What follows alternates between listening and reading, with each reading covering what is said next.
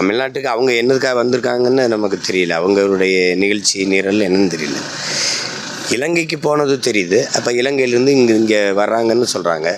இப்போ நமக்கு என்கிட்ட கேட்குறதெல்லாம் கச்சத்தீவை பற்றி பேசியிருப்பாங்களா, இல்லை மீனவர் பிரச்சனைகளுக்கு ஒரு முடிவுக்கு தீர்வுக்கு ஏதாவது பேசியிருப்பாங்களான்னு. அது பேசணுங்கிறது நம்மளுடைய விருப்பம்.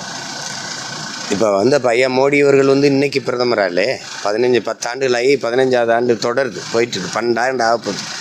இதில் எப்போ பேசணுன்னா இந்த பிரச்சனை மீனவர்கள் சிக்கல் நமக்கு இன்றைக்கி நேற்று இல்லை, ரொம்ப நாளாக இருக்குது. அது தமிழ்நாட்டு மீனவர்கள் பிரச்சனைன்னு பார்க்கக்கூடாது. இந்த நாட்டு குடிமக்களினுடைய சிக்கல், அவங்களுடைய வாழ்வுரிமை, அதை தீர்க்கணும்னு ஆட்சியாளர்கள் கவனத்தில் எடுக்கணும். அது இல்லை, அவ்வப்போது யாராவது கைது பண்ணப்பட்டா அல்லது சுட்டு கொல்லப்பட்டால் அந்த பிரச்சனை வருது, அப்புறம் அதை விட்டுறாங்க. கடலுக்குள்ளே மீன் பிடிக்கிறதுங்கிறது எங்களுடைய வாழ்வுரிமை, எங்களுக்கு ஒரு பிறப்புரிமை. அந்த கடலுக்குள்ளே எங்களுக்கு மீன் பிடிக்கிற உரிமை இருக்கா இல்லையா, அதான் இப்போ நமக்கு இருக்கிற கேள்வி. அந்த கடலில் எனக்கு உரிமை இருக்கா இல்லையா, அப்படின்னா அது எப்படி அது?